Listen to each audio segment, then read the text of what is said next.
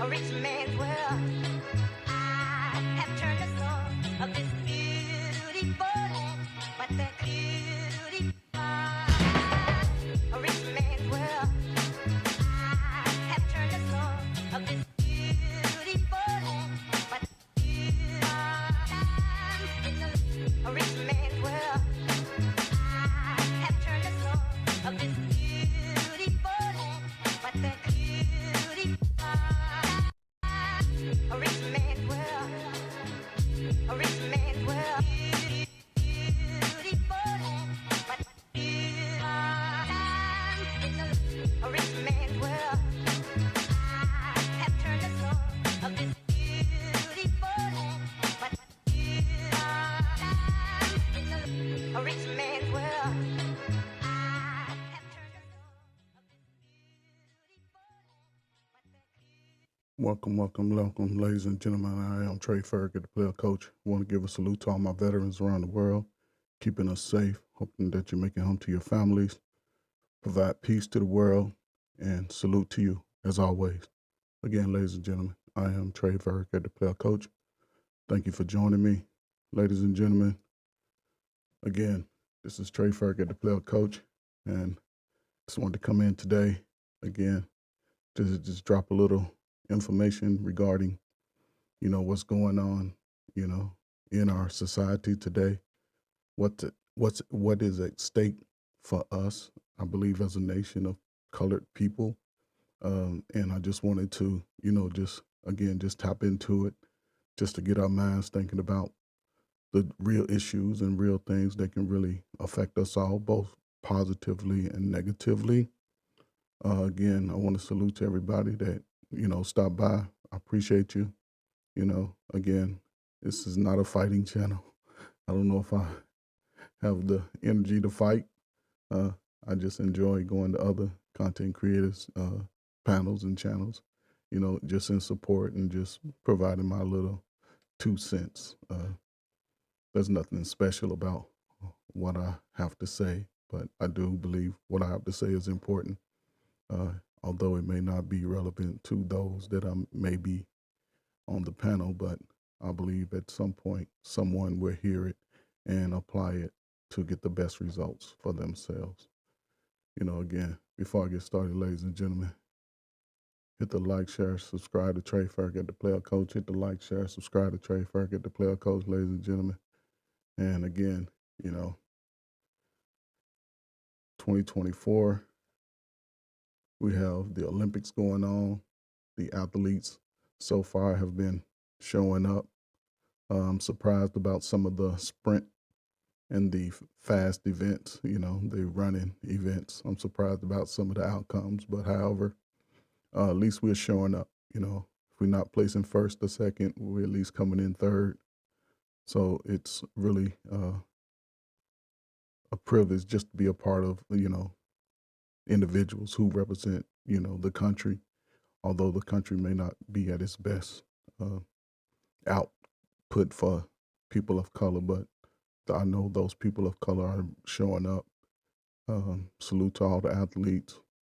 Salute to all the families that are supporting the athletes. Salute to all the American citizens that support the athletes. Who knows? One day it can be your son or daughter out there competing against the world.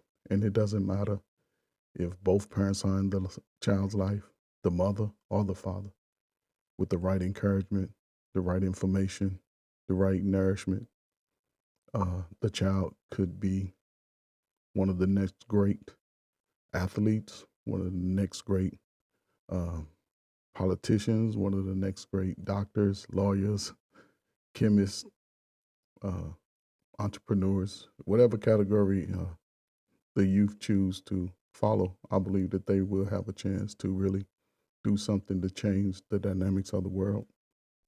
So again, we have about September, October, November. I have about 3.5 months to really, make or break our future. I believe that, this election are probably one of the most influential elections. Because if you're looking at our candidates, again, which way do we go? You know, it's ironic that, but I'm not surprised that women, especially women of color, uh, they are choosing my sister. I would like to see what the overall numbers are because, of course, there's women on YouTube claiming Kamala Harris, but then there's others who are in the political realm. People on news media are not so sure about providing her with the vote. Maybe they have some inside information. They have been able to see her up close and personal, interview her, and asking questions. And, you know, some of the answers she gives to her questions are, she might as well be Saprita on the block because she just gives answers that sometimes make no sense. It's not really looking to push the agenda. And when she's asked specifically about people of color, again, you know, it's not what she looks like, it's her mindset. And she says it, and she said it, you know, that I can't just focus on people of color, black folk, ninjas. So, you know, but she is focusing on us to get our vote. And it's unfortunate that she will go to the worst of us and ask for the support, believing that we're so slow that we're going to follow these younger, you know, generation of really not concerned about any politics, not concerned about the communities, not concerned about the future of the children. You know, it just amazes me how, you know, they look at us and they just laugh in our faces on both sides of the aisle, you know. But I still believe she's going to have to talk to the brothers. I do believe that. And she's going to have to talk to brothers that are actually paying taxes, representing the world, uh, representing the community, their families in the most positive light. And hopefully, sisters will listen to the debates, listen to questions and answers that's being asked of her, how she responds, and vote accordingly, not just because, you know, and she's already It's sort Ricky of R's. laid out the format of what she's going to run her agenda on. Again, abortion rights, which really creates a degenerative community and future because if both men and women are just allowed to run around, maybe have unprotected sex, have children, create babies, I don't want the baby, just like you don't want that old pair of shoes, you just throw it away. And is that a right? Yes or no? But I would think that you would have to go to your biblical word to see if that is something righteous to do. And I believe that if you choose the thing that's unrighteous, you may have issues throughout the rest of your life. But that's just my opinion. It's nobody else's opinion. I've seen it. When I was out there being unrighteous, shit didn't work out. But when I started to think and act on what I did, think before I acted, start treating people righteously, my life changed tenfold. I could have never imagined in such a short period of time. But I've always believed that if I do something for 4 years or longer, my life will change. I've always believed that, whether it was just learning a skill, just, you know, working out, eating right, you know, getting more knowledgeable, you know, just anything, wanting to save money. Once I did those things in a particular order, you know, again, that required discipline on myself, not just words. And once I started acting on what I was saying for myself, I could see how my life was changing.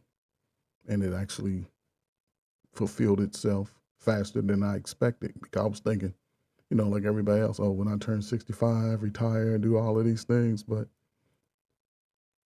it seemed like I saw it ahead of my time. And once I started doing it, everything sped itself up. It was, and I look back and like, oh, it was something that I was missing. So once I fulfilled that, then things in my life sped up. I believe I was missing something at the time before I got married, realized I wasn't missing shit. I was just tricking. I was just tricking, you know, wasting money here, wasting money there, going here, going there, places I shouldn't have been, you know, giving people energy that didn't deserve it or who I just shouldn't have been giving it to, you know, whether they deserved it or not. I just shouldn't have been giving it to them because I was moving away from my divine faith, you know. And once I started seeing that and focusing on that, then my life was able to change tenfold. It was able to change tenfold. So again, we are at a pivotal point here in America. Uh, we have both parties making all of these empty promises. You know, they haven't broken the new promises. The old promises have already been broken, but just the new promises. You know, we're looking to vote on an entity that will continue to subjugate us. That's a little crazy. It's almost like we inflict our own pain. You know, we say we want to do something. Well, we say we want something better, but we don't hold the people that can actually make things better accountable. Oh, we can hold people in our neighborhood accountable, people in our family, relationships, people on YouTube. Oh, we got to be held accountable. But when it comes to those that actually dictate how we live and move and eat in America, we don't hold them accountable. We'll just come back to the sideline and cry and complain, you know, when really, you know, I found a way for me within myself is working with those who need it. You know, those disadvantaged people who need it, who may be ignorant to the information, who may be, you know, just I guess just say just blocked out of the information. You know, going to public school, sometimes you get limited information on how the rest of the world is moving. Um, Working in the schools up until 2019. Well, 20, no, it was not 2019. That's when I moved, but 2022, you know, a lot of things were starting to be digitized, but students didn't read on the Chromebook because they didn't read books. And on the, you know, when you're on the computer, most of the time people are just looking for chaos, meaning, you know, just rowdy people on the internet. They looking to shop. They looking to, you know, look up certain things specific to their needs at the time, but not something that's really gonna enhance their overall life for the future. And I think that, you know, it's just a unique time. Again, we've gotten broken promises on both sides. Donald Trump, again, he's had a turn at it. You know, again, he's not the traditional politician, which is not a bad thing to me, especially at this time in America specifically. He has relationships with some of the countries that America would deem, I guess, what is that, a threat. However, you know, he has the ability to communicate with those guys. You know, I don't think Kamala, she would be, you know, emotionally stable enough in times where when those discussions get tough. Because sometimes in discussions and negotiations with just on a regular level of business, you know, it can get a little tense. Words can fly back and forth across the aisle, and I would hate to see her get emotionally caught up and then do something that could be a detriment to the entire country. You know, but I am curious to see how those older Jim Crow, baby boomers, politicians react to her in Congress. President Obama had a difficult time, and they specifically said that we would do everything in our power to not allow him to, I guess, just pass any of his agendas. So he couldn't ask for a penny. So what'd he do? He said, I'm going to make it a little easier for the LGBTQ, which was crazy. He's a man, and I just didn't understand it. But it's like they put us in the face of bullshit. I don't know. Even the second term, that was odd because really nothing grew to really help the overall nation of colored people, meaning even some of the, most difficult neighborhoods, even in Chicago, his home state, home city. They're building a 50, 60, $70 million library, 180 million. They took out football fields. They took out a whole section of a community just to build the library. But what did he do even for the city of Chicago? What type of resources did he provide just for those impoverished neighborhoods where unemployment rates is almost like double figures? What training programs were implemented? I didn't see any of that. And it just, it just worries me because we're now 8 years removed from that. And it just worries me what the future is going to look like if today men of color, women of color are fighting about who they're going to vote for, about relationships, whether or not they want to build and grow. The only way, and not just my way, this is not my, you got to look at the documentation. Home ownership, property ownership is one of the best ways poor people can gain generational wealth, because every year, like you've seen since 2004, 2008, the housing market didn't crash. People just got greedy and reset the market like they always do. It don't crash. They just reset it. They'll just say, okay, we ain't making enough money. People, okay, reset it. And now today, which wasn't happening 8 years ago, we have 2 wars going on at the same time, which is almost unprecedented. And in the earlier wars, World War I, II, III, all that, World War I, II, and Vietnam and all that, a lot of the country participated on the back end, meaning in America, factories were converted to create parts for the military. Factories were used as to manufacture certain military parts and goods and things like that. Women were allowed to go into the factories where men were only allowed to go at first. Women of color was going into factories, building, creating, whether it was ammunitions, weapons, tanks, military health supplies, MRE. I think the MRE was implemented sometime after the Korean War, but it's like a ready-made meal. It can last for months and months and months, maybe a few years, I think 5 to 10 years. I'm not sure. You just got to read the date. But the citizens who were not in the battles were creating this in America. Today, you don't have that.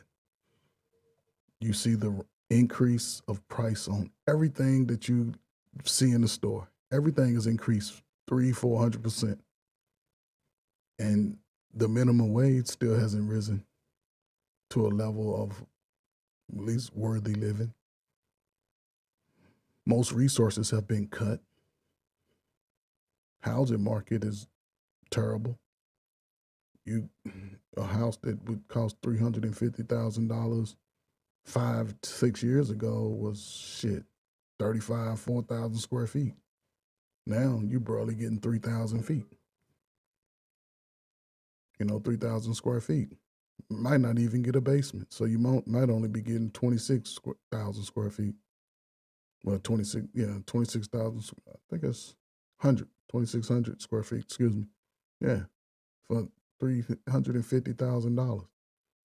And with that, you still need 2 incomes because your mortgage is going to, And if you have no benefits or incentive, your mortgage is going to be about $3,000 a month.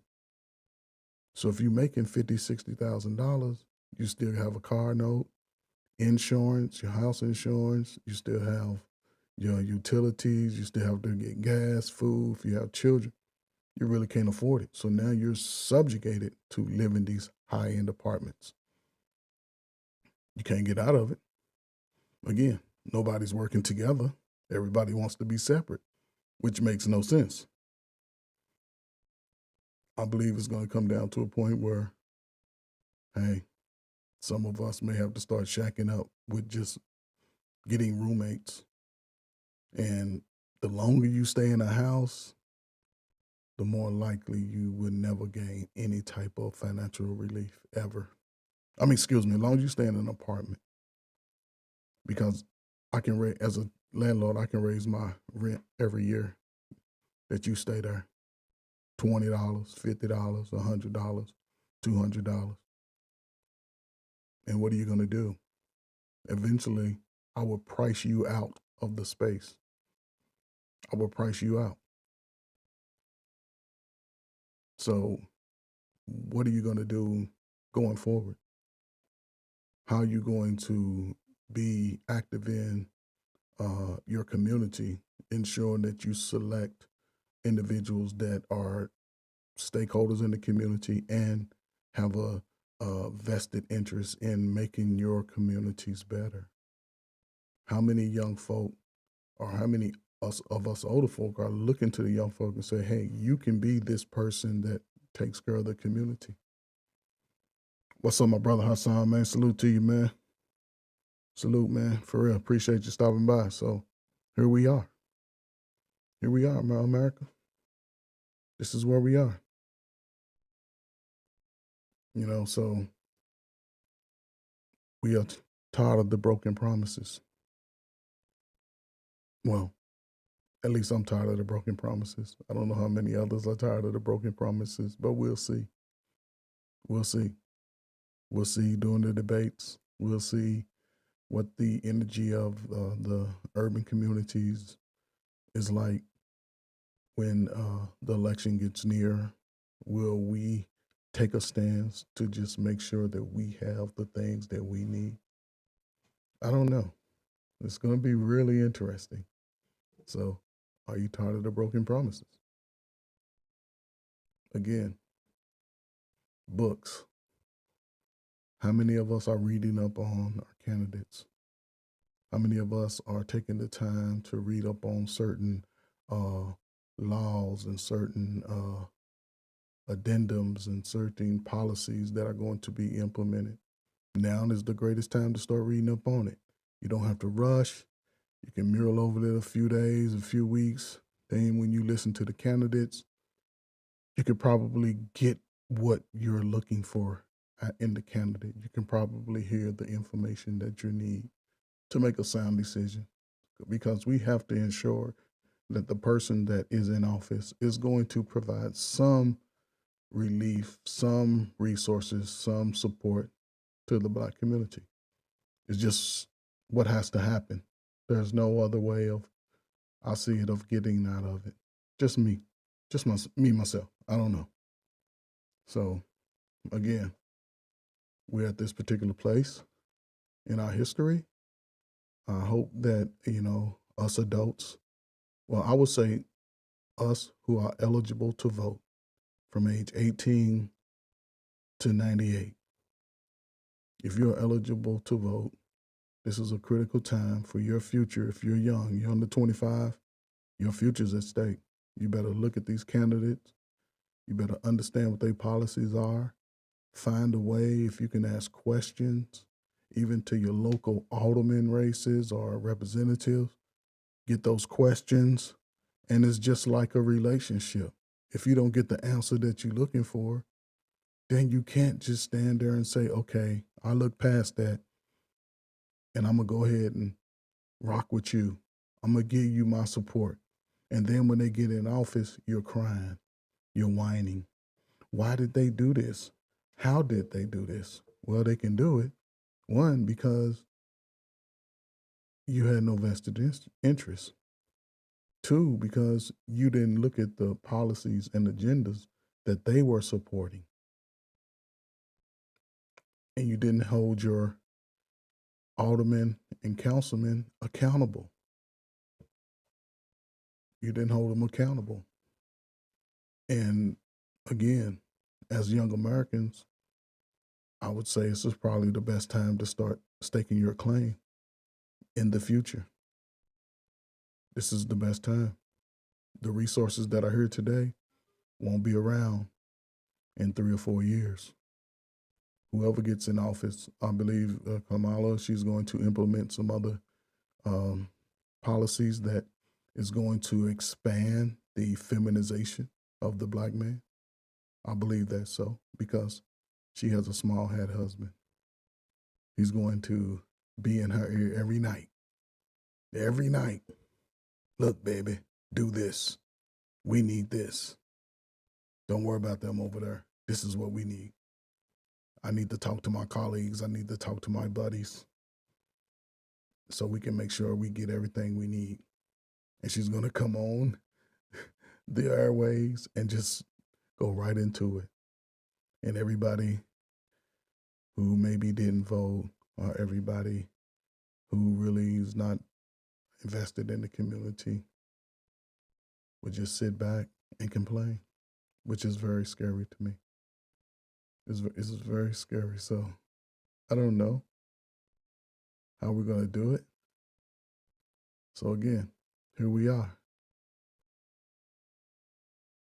Now is the time for us to create our future. Now is the time. Let me get my big head out the way.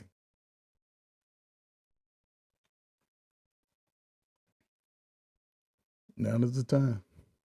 Create your own future. It's a must that we create our own future. It is a must that we create our own future, you know? So, who's ready? Who's ready for that? We have children. We have young adult children.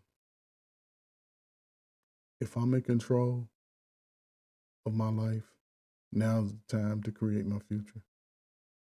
I'm on the other side of my future that I tried to implement and create before. I'm past that. Right now, I'm just an old guy sitting up on the hill.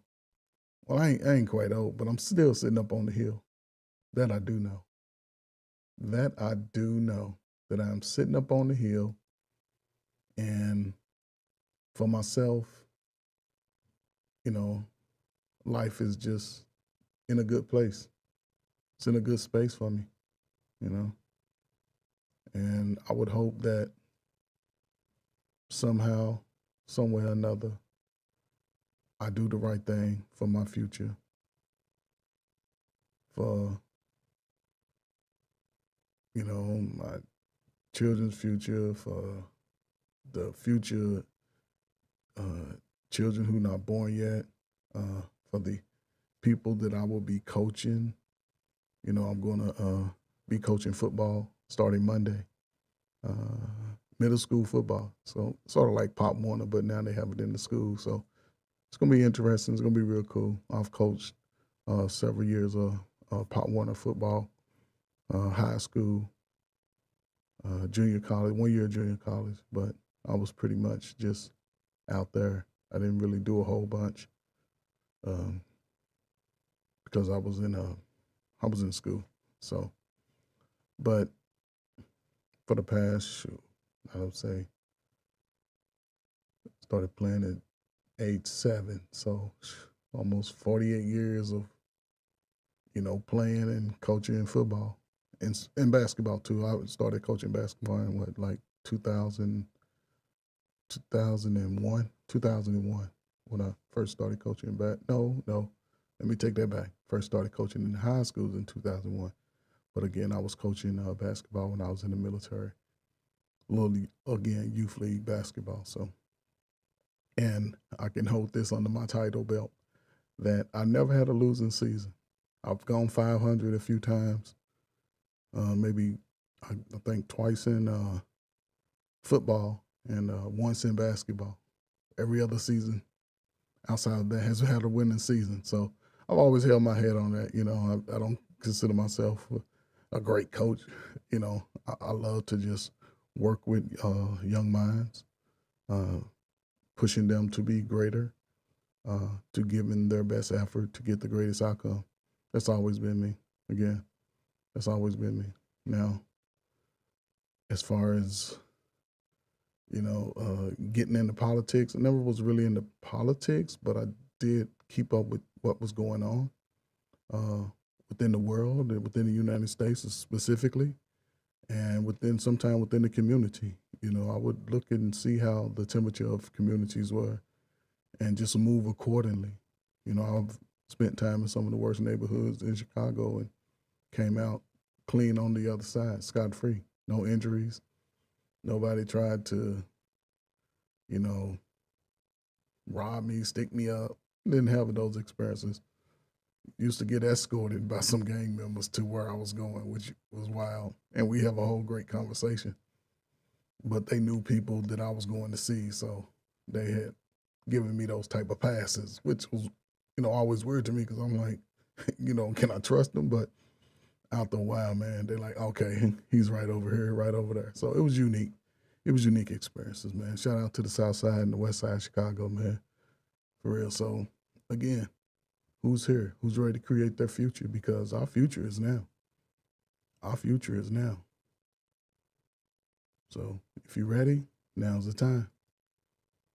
And if you do certain things, you will be able to create everything about your future.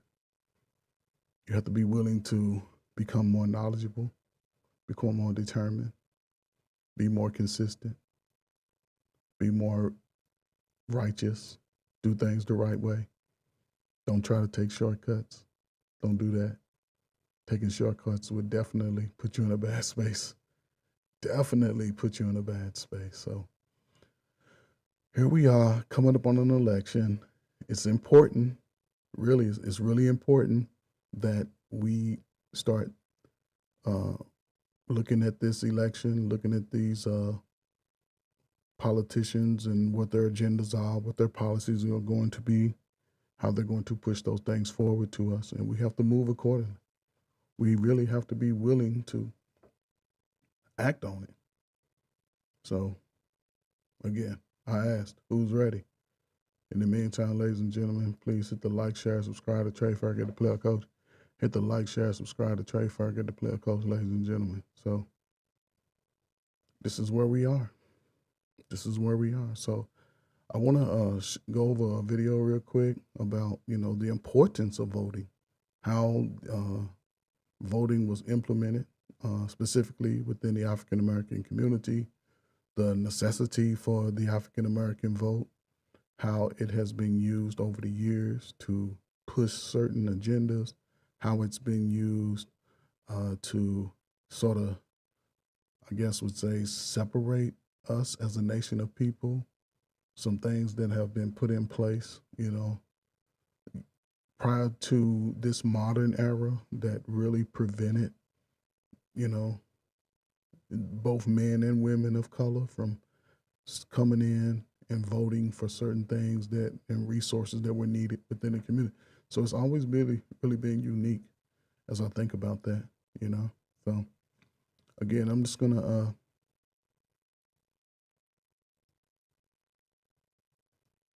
go into and gonna show a little bit about the importance of voting, some important milestones within the voting process. So let me get this video together. And there is some video and some reading, so I'm going to allow both. I'm going to read and allow the video to play. So here we are in our, let me see, the title.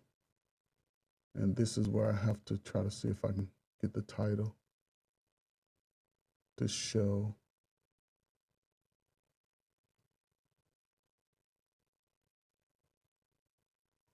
It's almost like, voting, the importance of voting. Here you have a gentleman who's eligible to vote for the first time.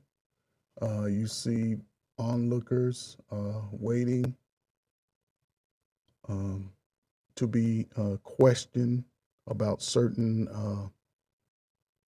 I guess it's almost like racist, policies, racist, um, blockage that they were tactics. Racist tactics for voting because, again, voting originally, it was meant originally for white landowners here in America. So, again, the abolishment of slavery, the influx of free African Americans now freely able to move across the country. There was a lot of, it was a lot of dirt thrown in our faces. And listen, you can't even apply just one race of people. Almost everywhere, people that didn't look like us tried to subjugate us and not allow equal in any capacity. Very little land ownership.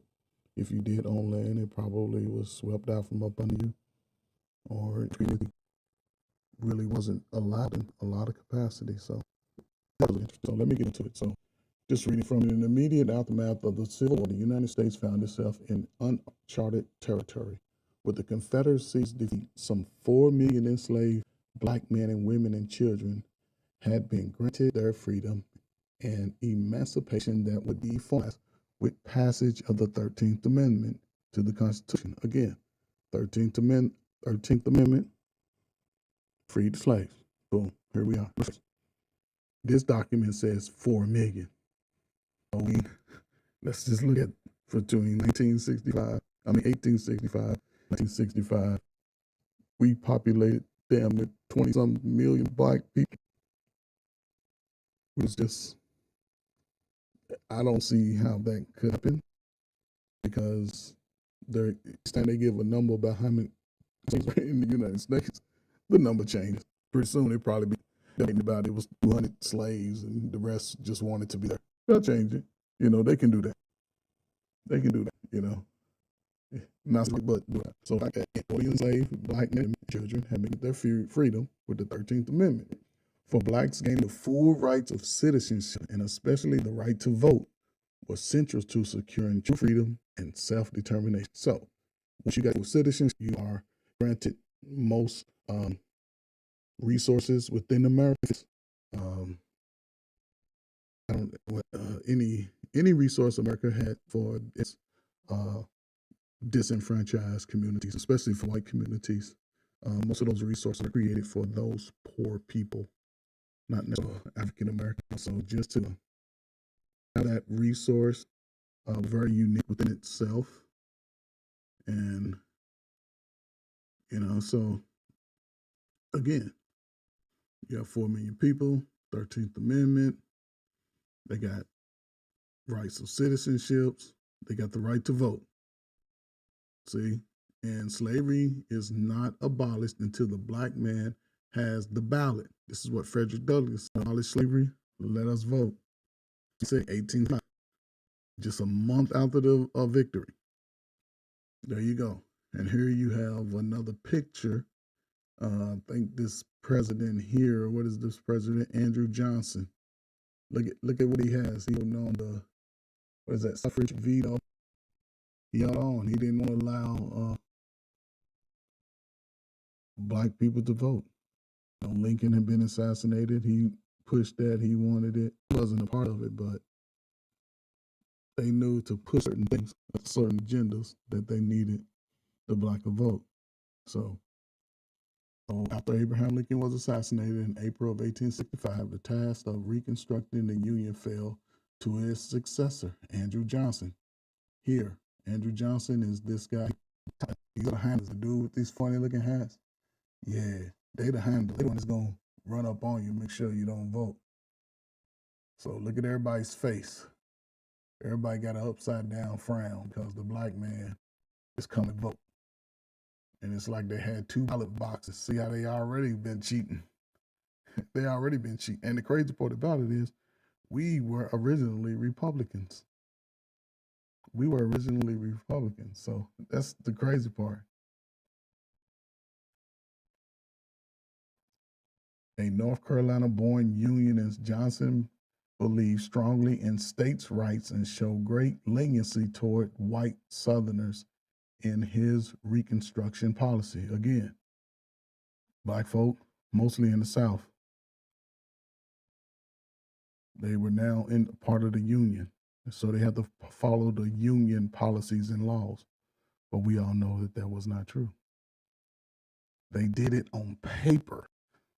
They followed those laws and regulations up. When the eyes were there, that's when they acted it out. But we all see they some of the greatest actors ever. That's why they give themselves Emmys and Oscars for acting. Because they're some of the greatest actors in the world. And it's crazy how people would praise themselves. So do they believe in the same God that you do, black folks? I'm asking a question. Nope. So that's just me. The North Carolina born Union Johnson believes strong states' rights and showed great leniency toward white Southerners. In his Reconstruction policy, he required the former Confederate states to ratify the 13th Amendment. He wanted loyalty to the Union, but otherwise granted them free reign in reestablishing their post-war governments. See what I'm saying?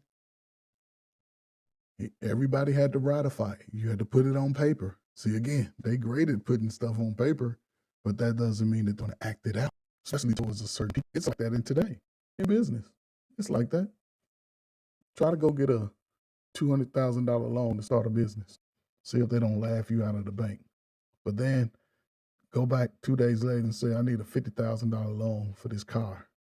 They go have them write you that loan like, yeah, go ahead. Hoping that you don't make the payments, lose the car, they can sell it again, start it all over. So it's just crazy. So your generational wealth, then you know, you're not going to be able to start that ever. I'm not saying states to do whatever they wanted to do in the post-war government. So you have different race of people. We're going to look at it differently. We're going to hold certain things, hold certain people accountable that we won't do others. We're not going to allow them certain resources that we do others. Really unique, really unique. So as a result, in 1865, 60 state leaders enacted restrictive law known as black codes. Yes, black codes. You can look that up, which is really unique, which strictly govern blacks. And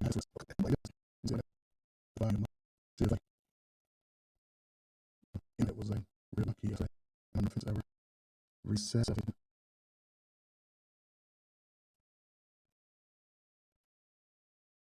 I guess reset itself.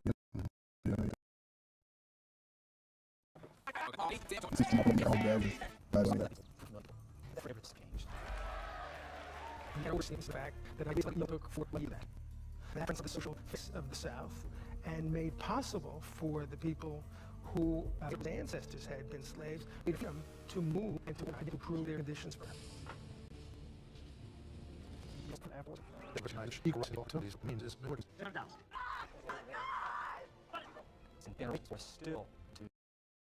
And you see that, you know, the depictions of, you know, times during slavery.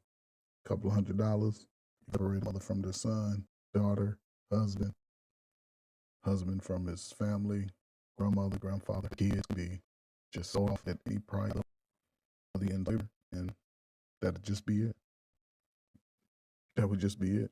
And it's unique how we were the people that were chosen for that submission. No other race. We were. There's been claims that we're here already in America, and they bought us over here. I believe it was a little bit of both. I would say that. Because even living in America, you know, America was a nomadic state, meaning you traveled according to the weather in America. Because think about it. You're in the East Coast in the summer, you can be all over. As it started getting colder, your northern states, you don't want to be up north. You may want to go down south, go down to Florida, Texas, you know, New Mexico, and all that territory, California. Go there. And in the spring and summer, you can pretty much navigate, move around to any part of the country, which I thought was, you know, unique within itself. Just like the animals follow the season. So, and you saw what happened about every part of the history when America was basically invaded and the power went to the country, ravaged it, cut off waterways, destroyed for certain food supplies, damn near extinct 4 or 5 different species of animal. So I don't know, just unique. So again, black codes. Maybe I disagree, but I would also say that we have implemented some of those codes within our own community. So again, continue the video. Figure out exactly what's the best path forward now, as we have other kinds of legacies and triumphs over everything else. And that's what we should celebrate. The codes. You know what I'm saying? Just to start by, as a result of 1865, 1866, most southern state legislators enacted restrictive laws known as black codes, which strictly governed black citizens' behaviors and denied them suffrage and other rights. Do we still have the black codes? Because we're still denied certain rights. We still have certain suffrages that just me, maybe I'm wrong. Republicans in Congress were outraged, arguing that the black codes went a long way towards reestablishing slavery in all but name. See, again, we were Republicans. We were Republicans originally.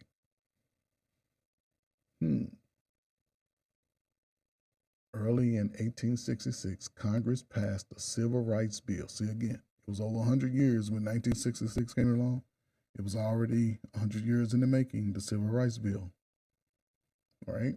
Which on the 13th Amendment give black Americans the right of citizenship. So now we had the right to vote, and now we're getting citizenship. Now we want citizenship. We aim to build on the 13th Amendment and gave blacks the rights of citizens. So now men, women, children are all deemed citizens, are all now in the head count. Everybody's in the head count now. So when they start doing the census, okay, how many people over here? And I remember that in the early 1900s, I have some of my, and anybody can do this, you can go to your city, they have the archives of the records of your family, and they would take written notes of who I was in part of your family. I have some of my grandparents, and when my mother was a child, and my aunties, and my father and sister, and my father when he was a child, his father, mother, brothers and sisters. So if you do some digging on your own, you can find certain family members' history throughout the, again, each state's archives, because everybody, after the, again, being granted citizenship, was documented as part of being a part of America. And you can find those records. You may be able to take a good picture of them, use them for memorabilia to pass down something. It's really interesting. Then you see, you start looking back, oh, grandmama came from here, and then her mama came from here, and they was a local, you know, so it's unique. You know, it's unique. You know, if you got a couple $100, do the research. Now, the looks for records, you can do that on your computer. It's nothing really fancy. You know, you might find some old pictures, your books, things like that. Really interesting photo. So it doesn't cost a lot, but if you want to dig a little deeper, again, it may cost you a couple $100. But it's you if you can have that family history and lineage that dates back to slavery, Civil War, you know, about when they allowed our history to be documented in America. You know what I'm saying? So it's just really unique. Johnson vetoed the bill because, see, originally he vetoed the bill to make black people, and the president vetoed the bill. He's like, no, niggas ain't getting no citizenship. What you talking about? No. On the basis of opposing federal action on behalf of formerly enslaved people, for the first time in the nation over a presidential veto. Now, have you ever heard of Congress vetoing something? When have you ever heard that? I have a bad issue. Hold on one second.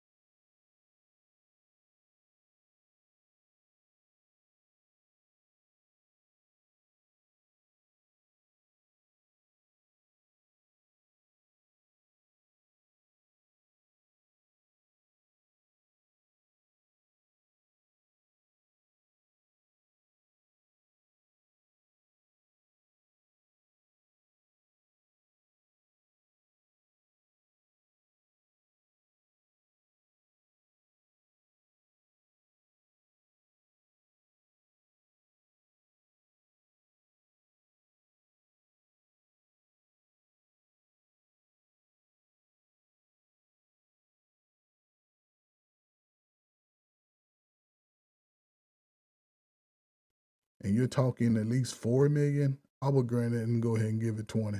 If they say 4, I'll say 20. I'll say 20. Being freed. Again, some people argue that we were already here. Okay, let's just say we was already here. Okay, and then what? They came in, took us over, told us to go wherever they wanted, and it was it. So, and some had to come from African nations also. And it's funny, if you want to go see a former slave ship, you probably have to go to the bottom of the ocean, up under some rocks. They probably pushed them way down, like, nope, can't have this shit coming out. So again, just my theory, could be wrong, but hey, it's funny how they try to suppress a lot of that information. Only pictures you get to see of a brother or sister being just damn near raped or harassed and what they would call bullying today. So just unique. Over the next decade, Black Americans voted in huge numbers across the South, electing a total of 22 Black men to serve in the U.S. Congress, 2 in the Senate, and helping to elect Ulysses, like George Washington, hero. He won. So he got a chance to become president. You think he wanted Black people in his Union Army? You think that? Again, 22 Black men served in the U.S. Congress, 2 of them in the Senate, and you're talking 1867. How many Black men serve in Congress today? Of course, the numbers have increased, but do they hold the same weight? Are they experiencing some of the same tactics that were used? Because although they were elected, they still were getting harassed, life threatened, families life threatened. Some may have gotten even deleted, depending on where you live. Because a lot of southern states was sundown town. Get your butt home before the sun goes down. Because they were, sometimes depending on the weekend or whatever, how they felt, they would go picnicking. Yeah. Those good old boys of the day would go picnicking. What is picnicking? That's when we go to the park and celebrate. No, that's when they go and pick a ninja. Let's find a ninja and do whatever we want to him. Tar, feather him, whatever, drag him behind the truck, whatever we gonna do. Drag him behind some horses, drag him behind the wagon, shoot him in the head, throw him in the pool, throw him in the lake. We don't care. Let's do it. Picnicking. That's it. That's what it is. But hey, you don't gotta believe me. You can go look at it for yourself. So again, they elected a new Republican president. Again, we're Republicans. We voting Republican by Congress. Hey, we 400 of us citizens. They wasn't letting people from Africa and Sudan and Zimbabwe, and they wasn't coming over here. They wasn't getting our boat coming over. The Allens, they sort of, once they really stopped it, if you were there, you was, you come to the United States, come on over here. No, you're going to stay right there. Some of them were able to grant their independence because they understood the bigger picture. It wasn't spread. The islands are not that big where they're spread out all over hundreds of miles. No, we can get the word out for everybody to come together and stand. When we stand together, whenever we got our wits together. I could be wrong. So again, 14th approved by Congress 1866 and ratified 1868, granted citizenships to a person that are naturalized in the United States. So you were born in the United States, even though your parents are dead, they grant you citizenship. So it's unique. It's unique, right? And guarantee equal protection of the laws to all citizens. Equal protection of the laws. Wow, that's unique right there. Does everybody get equal protection? Does everybody equal protection today with the incidents that happen with the law? That's just, I could, don't quote me as being right, but I could be wrong. Could be right, but it's totally up to you. So again, equal protection under the law. In 1870, Congress passed the last of the 3 so-called Reconstruction Amendments, the 15th Amendment, which states that voting rights could not be denied or abridged by the United States or by any state on account of race, color, or previous condition of servitude. What does that say? States can't deny they black and race, color. So if you're dark skinned, you can vote. If you light skinned, you can vote. A previous servitude. Servitude. See how they lighten it up? Servitude. No rest. 1 day off. Sun up to sundown, your ass work. Take no break. We have free will at your women. But now they have the right to vote. They have the rights of full citizenships, the full benefits of being a citizen. So they should have been able to apply for welfare. If they have no job, shouldn't they have been able to apply for welfare? But not the men. So Reconstruction saw biracial democracy exist in the South for the first time. Through much of the power in state governments remained in white hands. So again, let me read that again. Reconstruction saw biracial democracy exist in the South for the first time, though much of the power in state governments remained in white hands. No different from today. Here we are, 100-some years later. So it is what it is. I apologize. It sounds like my internet is really, really bad. It's a bad lag. I'm gonna have to. It's only one internet, no competition. I've called several times and shit. They like the hell with it. Just deal with it. So as soon as another provider comes in the area, believe me, I'm switching. So again, most of the power in the governments, regardless of where you lived at in the country, remain in white hands. Like black voters, black officials face the constant threat of intimidation and violence, often at the hands of the Ku Klux Klan or other white supremacist groups.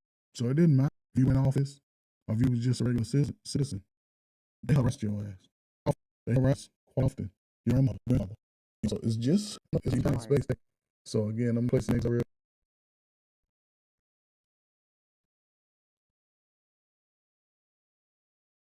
What do you do outside all day? I'm sorry. The 15th.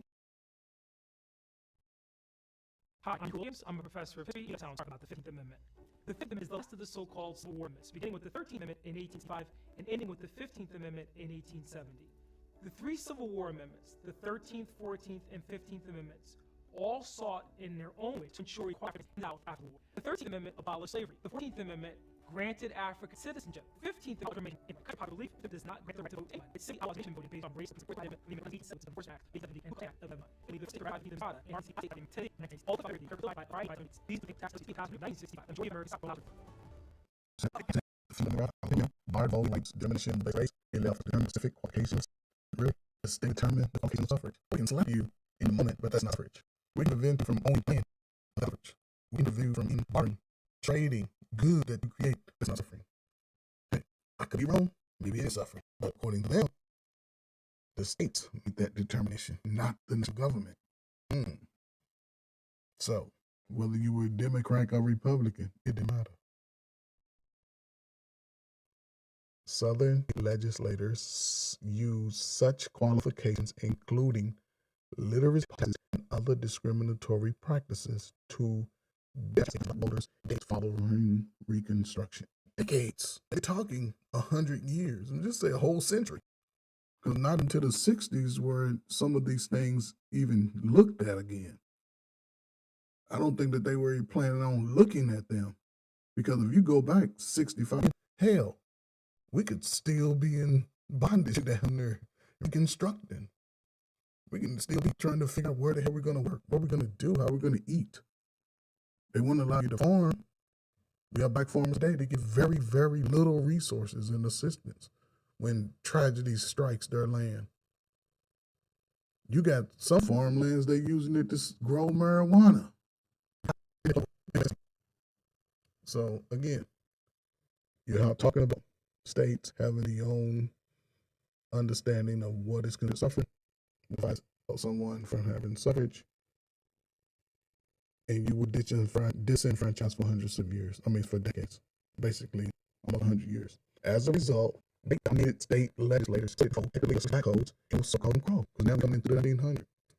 Jim Crow, It just changed the name from the Black Codes to Jim Crow. See, they saw it because now technology is advancing. People are now being able to go back and forth from back and forth to us. All of these new territories buying land up. So, but you, as an African American, your grandparents weren't allowed to do that. Damn near lost their vote, and here you are, smart as hell, don't want to vote, don't want to pay attention to policies going to affect their age today. I don't think nobody giving anybody kid. So, yeah, but it's on you to change it. If you be willing to take stand at some point. Simple as can't continue to cry. We are America. Let me do something. It's on screen, man. It's nice.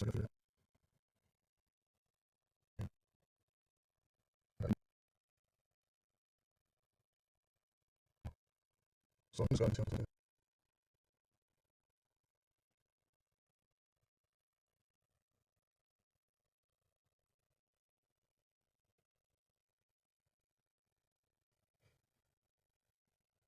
Again, the reason why these things just consider consolidating control and effectively reestablish the Black Code and the so-called GO laws. A segregation will remain in place nearly for a century. Yes, for a century. They continue to be there. It is this. It is what it is. We can't think, that they have the parties are future. Sorry, that's impossible. They don't feel like this is Russell. So Russell Rule, I'm talking people, say that now to them with other races and other systems, but come here, pray to resources that people who were born in the United States have come out to. While the sweeping civil rights of 1940 changed again. Final ban segregation schools and other public places to the same pool, same schools, same places that we have. So like we over, definitely a big issue. But now, once the civil rights law came, but remember, 1960, we all 100 years later, 1964, again, segregation in schools, elimination in schools, which too many people in one place. So this allows to go into these schools, and so people can feel that you would see after that time, most universities, schools, high schools will have your so if you like this type of environment for people using that very system of one. So here we are. So 1964, ban segregation into the public places. He did little to remedy the problem of discrimination with all these negative ordinance. Even where it's out the plans was trying to district voter, they're trying to have some of the same tactics to verify some addresses in certain districts and reconfigure so people get the majority of the vote. So but do we pay attention to this? No, it makes no sense. But the Buddha by state and law enforcement on his peace movement was led by Dr. Martin Luther King and civil rights activist Selma Lamar in March 1996. I remember that picture before any TV was in. People saw him behind. When no TV, it would just be her counts of, course, the news media would what they have on the right, make themselves look pretty good, as if forward causing trouble and disobeying law enforcement control. However, TV changed the again, we're everywhere, so we're still signing the same stuff, which ban details and other methods used to disenfranchise black voters. We were allowed citizenship in the 1800s, allowed ability to vote, we still had the segregation, disenfranchised. But now, again, president at the time, he said, y'all can do how y'all want to do it. There's no law or rules say how you're supposed to do it, we do it. It's got to become the young agents, they don't even fair tactic. And Lyndon B. Johnson had to come back and say, okay, enough of that. When we got off our own, it's a bunch of bull. So we got a new voting rights act, which then obviously tests some of the methods used in Harvard versus Virginia Board of Evidence that tax the 4th Amendment eliminated for election in 1964 were constitutional, state, and local elections. So they'll have you a poll tax. Your grind, your ancestors were discriminated because whether they could read, probably more than some people able. Anyway, that's source. And they sacrificed all of that for us to make that shit make sense. So, again, somebody took it to the Supreme Court in 1960. It was the Constitution. Two challenges of blacks, deep challenges to black voting, being Lyndon B. Johnson. Things over with. You see, along the individual there. Along this, so that's what I'm saying. The paradigm is it's state, one has a young, has a head on in, I was like, that's nice. So this is already the cultural standard of getting people on time, how they present to the world in a fashion. Which relationship. President Lyndon B. Johnson about Kibia, Albert Anthony, and Clarence Mitchell, Senator for Legislative Law, in August 1965. Please hit the like, share, subscribe, trade for player coach, hit the like, and play the lecture trade for player. So we're passing back and established 20% eligible black voters are registered nationwide. In 1969, the number of roles to registered voters to our limit. And so all eligible to vote. If you're not registered to vote, then vote 21. You're behind. You're setting yourself up to be forever. And you have to get yourself, because you can look to make a difference in business. If you do no way to come and it's your rights. One shot. It's not difficult. You do have that's not like, oh, we go to prison, you're not eligible. Within the 1996%. Also, nationwide, 80% of black populations in those roles surpassed that in the rest of the country. Wow. In 1980, leave us were looking to vote. It surpassed that in the rest of the country. So when we come together, we can make things happen. That's the unique thing about it. If we come together, we can happen. That I mean, 19, the more black people in public office in the South than in the rest of the nation combined. So I know what those numbers look like now in the South, but in the 60s, 70s, 80s, black people were in office. So North, Midwest, and but look at all of these people that are holding office anywhere else in the country. People of color holding office. What is wrong with us? Why do young people want to look to get into these spaces? And it doesn't take a lot, just a few, maybe 10, 12 young people of color, because certain things are not taken away. And it will affect the young the most. So who's looking into those spaces? The more black people in public offices out there in the United States, the turnout of black voters exceeded that of white voters for the first time in history. 2012, this was the number second term in office. The turnout of black voters exceeded that of white. Wow. As 66.6% of eligible black voters turned out. 66% of eligible black voters. You need to from African American. African American. Sometimes y'all, sometimes we not. In 2013, the Support Key Provision of Voting Rights Act ruled for in Shelby versus Holder that it was constitutional to require states with a history of to seek federal approval before changing their elections. Constitution. In the wake of the courts, of states passed new restrictions on voting, including limiting early voting and requiring voters to show ID. There you go. See, no more early voting, show ID. So would argue such measures are designed to increase they like poll taxes and literacy tests before them disproportionately at poor, elderly, black, and Latino voters. Because you can't do early voting. You can't early voting. You have to go into the voting booth, show your ID. It happens all over the country. So what you can do as an individual and the person so when it comes to some of these other tabs, you know, the new construction, you know, Obama 66, you know, the car, you know, his work job, and here's some information where Thelma was in Alabama, was it Edmund Pittsburgh? I think I'm saying right. I hope I'm saying it right. You know, salute to all of those that came before me and, you know, fought for them and our opportunities that after they salute you, man. I pay enough you know, to just, you know, give back a little bit of what I did for all of us. It wasn't just for me. It was, again, for everybody that came after y'all. So salute to y'all, man. Again, you got the Rights Act, Civil Rights Movement, Jim Crow laws. Not to have been in prison. Jim Crow laws very hard. So, again, so Reconstruction era, it was like Jim Crow, just older version. Again, Andrew Johnson. His name Andrew Johnson, and me, same last names. Were they cousins? Were they related? No. But again, I think it's important.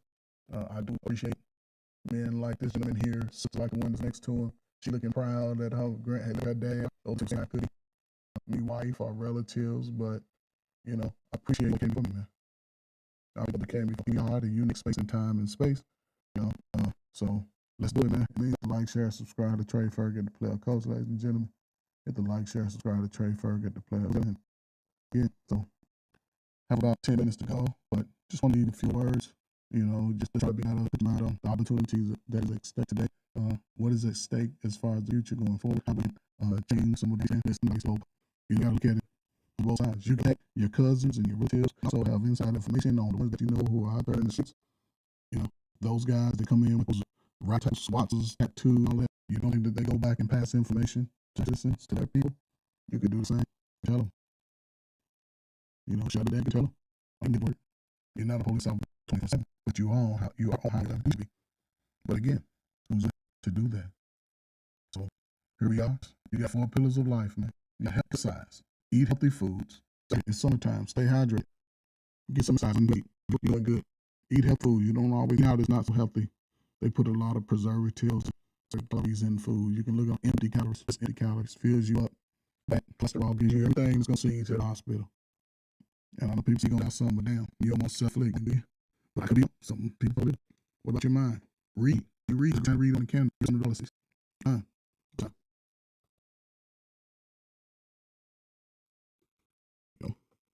Travel don't necessarily mean to get out of the country. Because I was in each direction. Schools probably started, but still got some weekends. You take your kids a few hours, stay, hotel, close to a big city, just travel the city, go to the parks, see what activities and little festivals and that cost you very little. Your children can have a diverse understanding of, other stuff goes on inside our occupancy there when I get older. Meditation. That's a really big of it. Meditation, it has to be channeled. Has to be very careful. Not go into the delusion mindset that you meditate. You have to sleep for a lot of the hustle and bustle of everyday life, working, family, friends, YouTube, all that. And go to one place and refill the future. What's your next move in life? Situation that you are faced with. And maintain certain things that you like. Wealth. Socks. You see stock market. Yeah, you be better off putting some money in a sock above your bed. And just do that. Be better. Something that you can do. Business. You create something.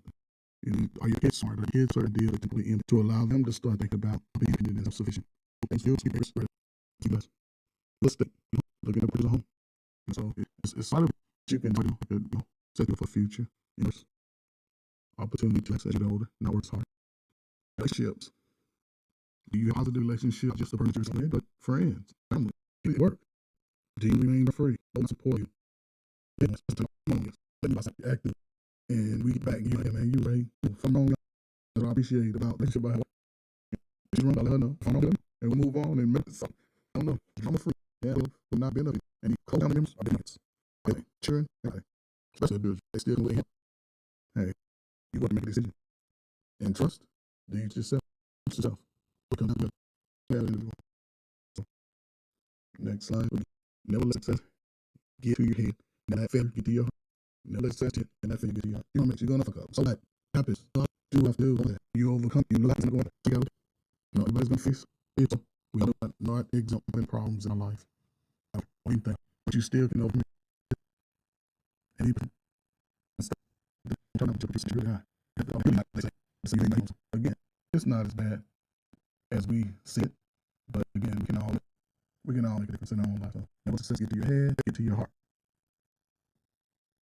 When you are someone from your life, they will never tell people a full story. They will only tell them the part you look bad and them innocent. Now, you don't want to look at all of you. He did, she that. As an element, male, and it looks bad about you, and they didn't do it. I don't know they acted like them. We know who we are. And I'm sure our children. But you understand this now. What do you want to do? So if you deserve to be a big face, you did a week, so go, wow, spirit. Do you have a day? I was just going to say, all the giving community like another to get all the behind the door and just hose in the way, hands on, something that's not different. People seem to have skills. They would say, no, that's all down. They're all down. Okay, you guys, go to your son, and steal. Still evil. But I know something that's good. I don't check. I have you tell them, them to know you like that. Okay. So I expect it. I just take it like that. Okay, yeah. I know. I'm doing something. Well, it's just, I don't, but I don't every day. So the spirit will be pretty fixed every day. Your soul, get it shake. Save your life. That's what you need. Certain time every once in a while. Make sure everybody quit their own money. Don't fit nobody else. Get your own bill. Okay, I can. Simple thing. And the last slide is you don't want to look back and know you could have done it. That's what you do not want. You don't want to look back and realize, damn, I could have done something a little different. Could have improved my life if I was just like this. I think a lot of us give up the two and what we're going forward, we just all get positive light, think about our lives. Nobody wants to look back and we could have done better. But I believe others I shouldn't do this, I shouldn't do that. Like, that's where they get stuck. But let me not tell you, when you lay your hand on those people today, it's always an opportunity for you to be better. Always an opportunity to be better. I have a friend who said some of the worst conditions happened to him. He always escaped. Guess what? He did what he needed to get his life back on track. He did the boyish things that we did and became. He's making almost $100,000 a year. He's married, he's a homeowner. He just bought a brand new 2024. So why they can't do shit? I'll say the hell with the shit. The hell with the shit. You can always do better. Always. Do never give up. You never fold to the pressure. So we built for the pressure. So again, molecules infused. I may or may not be. Try it out. See how it works out. Come back and tell me if it did work out or if it didn't work out. You still have a chance, ladies and gentlemen. You still have the opportunity, ladies and gentlemen. You still you could have done better. None of us. Now is the ladies and gentlemen. I Trey Ferguson, player coach, ladies and gentlemen. Again, please hit the like, Trey Ferguson, player coach. Hit the like, share, subscribe to Trey Ferguson, player coach, ladies and gentlemen. Know better, do better. Go get that money. Now is your time, ladies and gentlemen. And please be safe at all times. Stock loaded. Protect your children. I want to thank you for joining me today. Again, I'm Trey Ferguson, the player coach, ladies and gentlemen. And I am out.